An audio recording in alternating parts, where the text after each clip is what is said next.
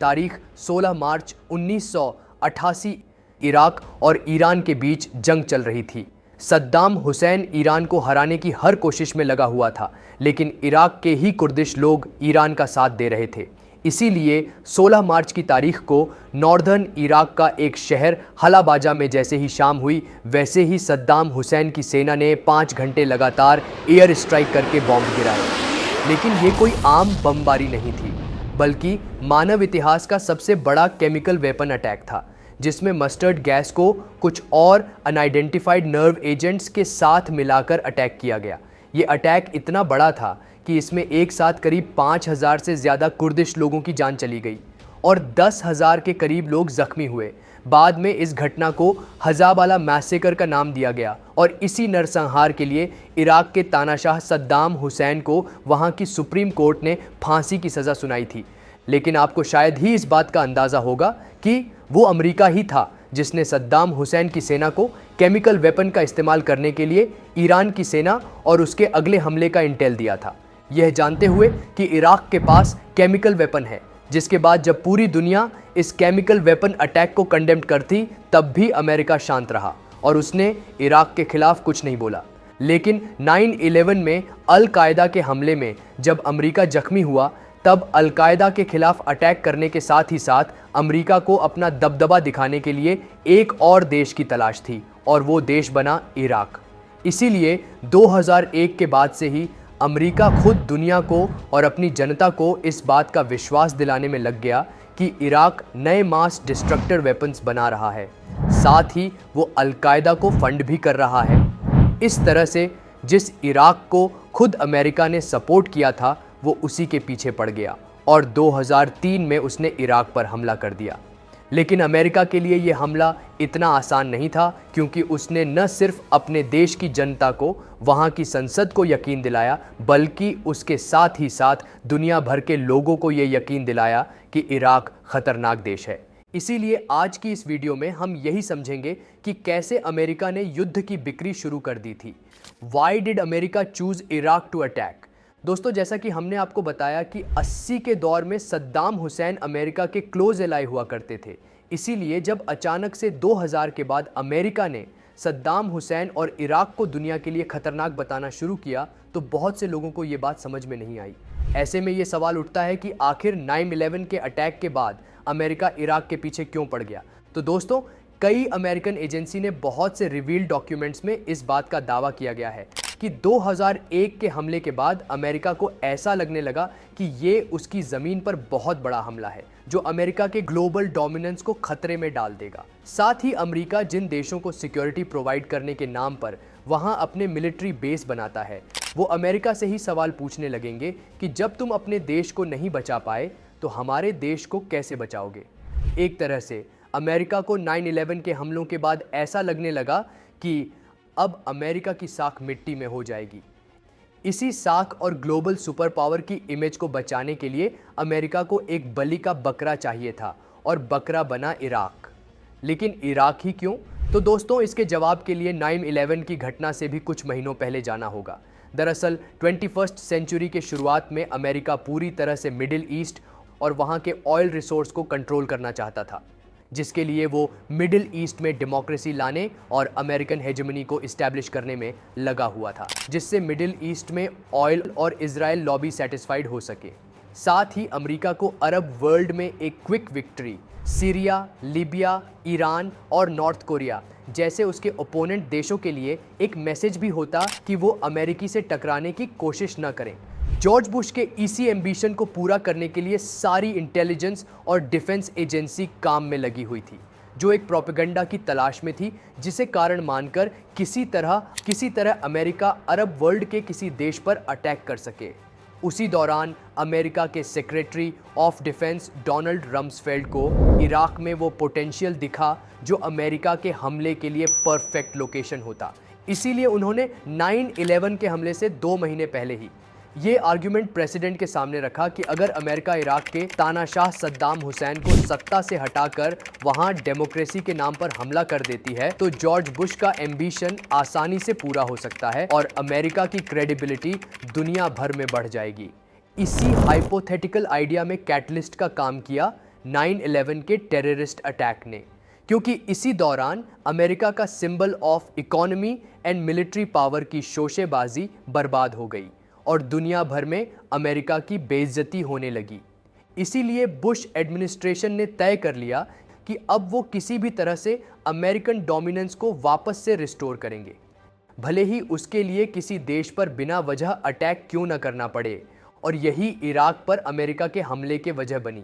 लेकिन ऐसा भी नहीं है कि अमेरिका ने सोचा और इराक पर हमला कर दिया, बल्कि अमेरिका के लिए इराक पर हमला करना बहुत आसान नहीं था, क्योंकि उसे बिना किसी सबूत के दुनिया और अपने देश की जनता के सामने ये साबित करना था कि इराक और उसके तानाशाह सद्दाम हुसैन दुनिया के लिए सबसे बड़ा खतरा है। इसी बात को साबित करने के लिए अमेरिका ने वॉर स्ट्रैटेजीज से ज़्यादा मार्केटिंग स्ट्रैटेजीज अपनाई और उसने अपनी ही जनता को वॉर सेल किया।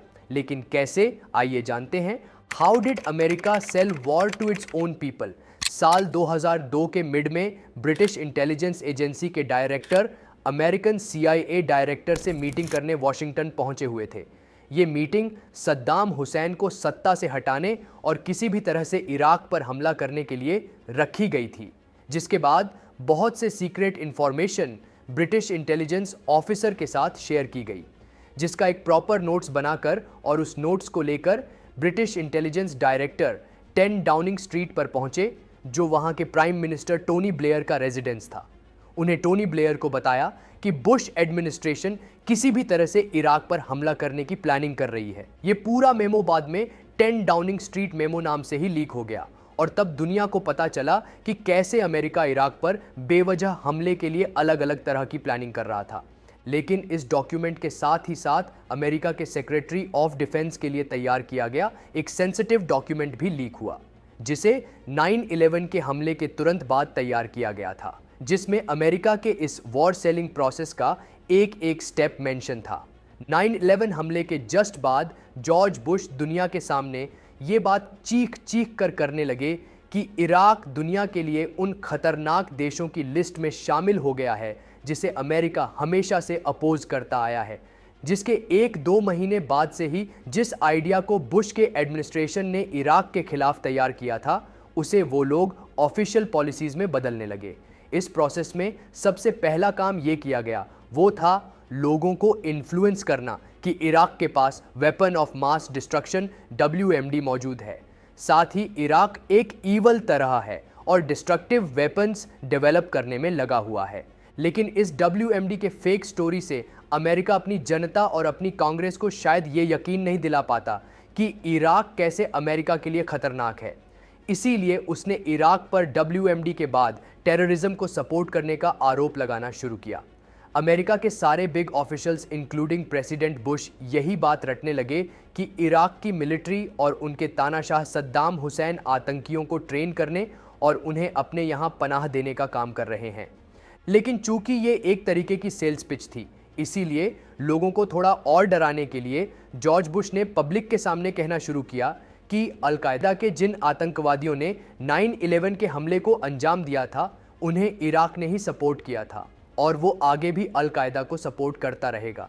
चूंकि 9/11 का जख्म बहुत हरा था, इसीलिए लोगों ने बुश की इस बात को मानना शुरू कर दिया कि इराक का 9/11 के हमले में मेजर रोल था। इसके बाद अमेरिकन कांग्रेस और अमेरिकन एलाइज को भरोसे में लेने के लिए बुश एडमिनिस्ट्रेशन ने ये बात भी कहना शुरू कर दिया कि सद्दाम हुसैन अपने यहाँ के न्यूक्लियर साइंटिस्ट्स के साथ लगातार मीटिंग कर रहा है, जिसका सिर्फ और सिर्फ मतलब ये है कि अगर इराक को नहीं रोका गया तो वो कुछ ही सालों में न्यूक्लियर वेपन्स को भी डेवलप कर लेगा, जो ना सिर्फ अमेरिका के लिए बल्कि पूरी दुनिया के लिए बड़े खतरे की घंटी है। लेकिन यहाँ पर नोट करने वाली बात यह है कि इन सभी एलिगेशंस के लिए अमेरिका के पास कोई सॉलिड प्रूफ नहीं था। लेकिन उसके बावजूद बुश एडमिनिस्ट्रेशन की इन्फ्लुएंसिंग पावर काम करने लगी, जिसका रिजल्ट ये रहा कि 2002 के एंड तक अमेरिका में 57% की मेजॉरिटी ऑफ पॉपुलेशन इराक पर हमले को सपोर्ट कर रही थी। लेकिन बुश एडमिनिस्ट्रेशन को ये भी पता था कि वो सिर्फ इन इन्फ्लुएंसिंग बातों से इराक पर हमला नहीं कर पाएंगे, उसके लिए उन्हें सॉलिड प्रूफ दुनिया के सामने रखना होगा। इसीलिए जब जॉर्ज बुश ने सितंबर 2002 में अमेरिकन कांग्रेस से इराक पर हमले के लिए अथॉरिटी की मांग की तो बहुत से अमेरिकन सेनेट ने इसके लिए वैलिड रीजन मांगा।